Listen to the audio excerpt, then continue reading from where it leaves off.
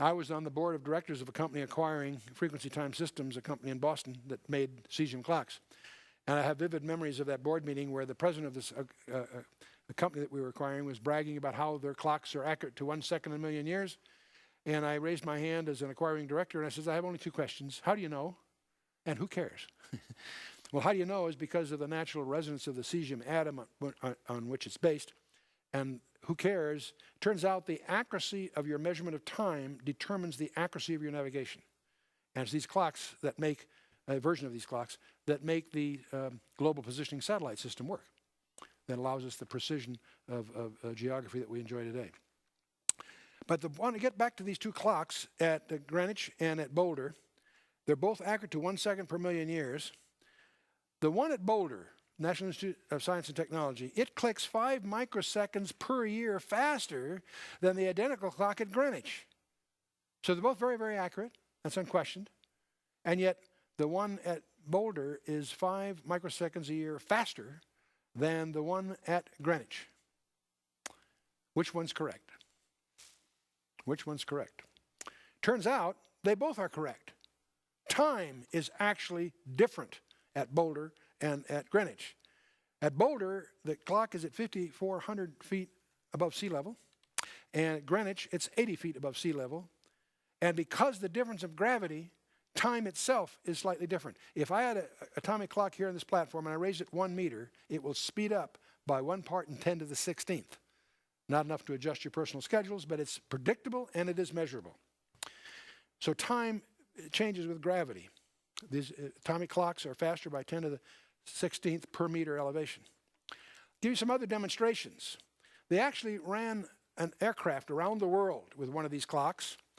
The one that went eastward around the world lost 0.059 microseconds. The one that went westward gained 0.273 microseconds. Not a lot, but exactly what Einstein's theory of relativity predicted in view of all the factors involved. But the other thing you'll read about, if you get into a class on physics or read a textbook on physics on this subject, you'll always discuss, they almost always will make reference to 2 imaginary astronauts. Hypothetical, of course. And we're going to talk about the nearest star. There's a star called Alpha Centauri that's the closest to us. If you go to the night sky, there is a star by the name of Alpha Centauri. It's 4.5 light years away, light year being a measurement of distance. And for this trip, we're going to imagine that we're going to take one of these two astronauts are born at the same instant. One we're going to leave here. The other we're going to send to Alpha Centauri and back. So it's 4.5 light years away. We're going to send him there at half the speed of light. Let's assume we could do that. And here on the Earth, because it's 4.5 light years, it'll take him at half the speed of light, it'll take 9 years to get there and 9 years to get back. So here on the Earth, 18 years will have gone by for his round trip. But what about his clock? The clock on the spacecraft that he's going on. If we take the Lorentz transformations, which deals with this issue, it turns out on his clock, it'll only be 15 years, 7 months. In other words, he will return back to the Earth 2 years and 5 months younger than his twin brother.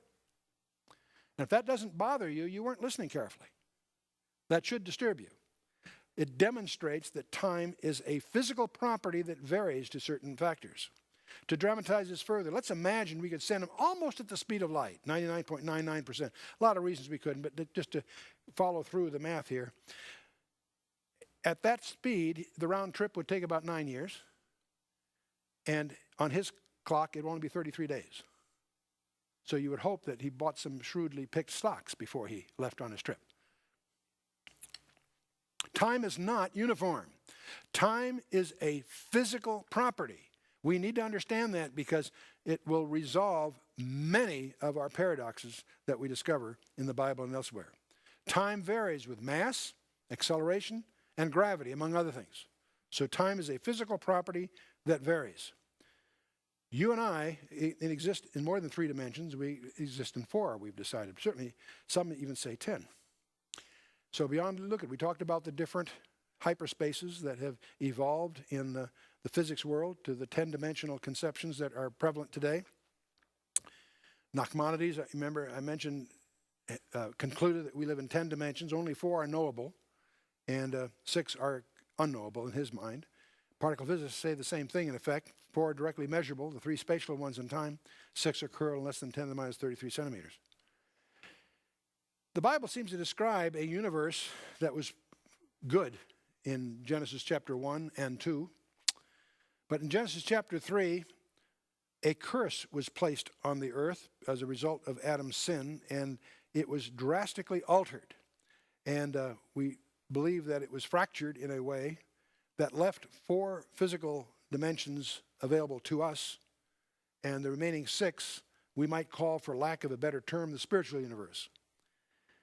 We do know that there are other dimensions that for one reason or another are not directly accessible by us, but we also see evidence of trans-dimensional events occurring.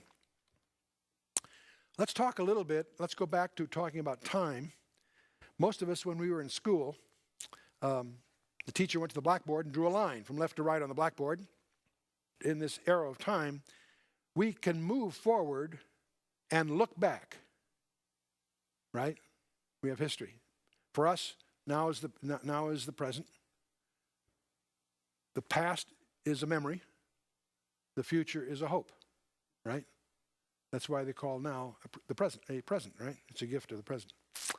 What we can't do is we can't move back in time. There's lots of stories and literature of what we call time warps, but it only has happened in one case that I know of. It generally does not happen. There was one that became man and went back to a cross on our behalf. But we can't move back, but can we look forward? Not with predictability. We can make guesses, but we don't really see the future. When somebody accurately does see the future, it tends to get our attention. So in thermodynamics, remember I said there was the first law of the conservation of matter and energy. We're all familiar with that one. The entropy laws are the ones we're going to focus on here. The bondage of decay. The third one we generally don't deal with. But the bondage of decay is the one that's going to catch our attention right here. We have measures of information. Remember we talked about disorder versus order, noise versus signal, cacophony versus music, chaos versus cosmos, randomness versus design. On the left we call it entropy, on the right we call it information, and they're opposites to one another, and there is an intrinsic drift from information to entropy. We find a created universe that is highly ordered, and yet it is winding down. There are species that become extinct. There are, in fact, mountains that erode, etc., etc. Entropy in Scripture. It may surprise you to discover that the term entropy is all through the Scripture. Psalm 102, they shall perish, grow old as a garment. That's what it means. The earth will grow old like a garment. Heaven and earth will pass away. That may surprise many. Romans 8, Paul makes an interesting remark. He speaks of the creation itself will be ultimately set free from its bondage to decay and obtain the glorious liberty of the children of God. This phrase in Paul's letter causes those of us that take the Bible seriously to infer that the bondage of decay, the entropy laws, were a result of Genesis 3, not Genesis 1. And so I have a little thing I'd like to do here that I call your epistemological IQ test. I had a very strange thing occur in my workshop at home. I had a whole bunch of black and white beads that spilled on the floor. A little frustrated by that, but I didn't want it to happen again. So as I picked them up, I just decided to put them on a piece of string. So I picked them up off the floor randomly. There are 347 of them, it turns out. But as I put them on the string, I tied a knot so they wouldn't spill again. I could just pull them off when I needed them. But as I examined this, I was rather startled as I examined it more closely. Because as I looked at the beads, there was two, separated by one, two dots in Morse code is an I. A little over here, then, there was a dash and a dot. That in Morse code is an N. Well, that's curious. I went on. There's a dash and 3 dots. That is a, there's a dash, just a dash by itself. That's a T. There's 4 dots. That's an H. And then an E. And as I started to go down this, there's a G, an O.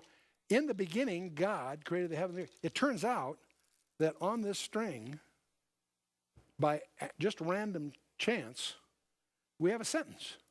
The first verse in the Bible. In the beginning, God